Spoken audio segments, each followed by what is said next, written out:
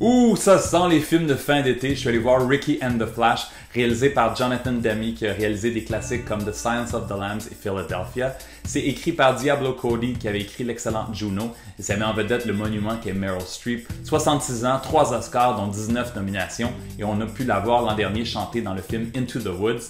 Elle partage l'écran avec sa fille Mamie Gummer, qu'on a pu voir dans Cake l'an dernier, et dans des séries télé comme Emily Owens, MD et Off the Map, et aussi Kevin Kline, qu'on connaît entre autres pour son rôle dans le classique A Fish Called Wanda. Ricky a quitté son mari, ses enfants, sa vie confortable pour tenter de réaliser son rêve de devenir une star de la chanson. Quelques décennies plus tard, elle tente toujours de joindre les deux bouts en étant caissière de jour et en chantant dans le bar du quartier le soir. Son ex-mari l'appelle pour l'informer que leur fille Julie a tenté de se suicider suite à l'échec de son mariage et Ricky vole à sa rescousse.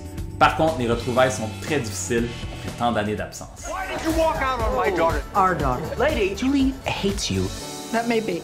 And I have to live with that every day of my life, but now you have to live with the pain you caused. It was good that you came. Sometimes a girl just needs a mother. I was never a traditional mom, but I am a musician, and that's what I have to give. Sur papier, avec ce réalisateur, cet auteur et Meryl Streep, on devrait avoir un très bon film, right? Par contre, lorsqu'on voit le titre, l'affiche, la bande-annonce, on fait « Ish ».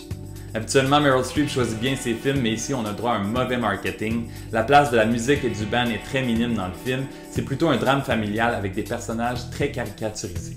Julie est déprimée, ne se lave plus, ne mange plus depuis quelques jours, mais elle a l'air d'une sans-abri qui s'est foutue des jaunes d'œufs dans les cheveux. C'est cool de voir Meryl Streep jouer aux côtés de sa fille, par contre, ça m'a zéro touché, ça m'a zéro fait rire. Le scénario est prévisible et digne d'un téléroman. C'est un film à voir peut-être à la télé, un dimanche après-midi, pluvieux, peut-être. Je lui donne 2 étoiles et demie sur 5 et je vous souhaite bon cinéma. I like her.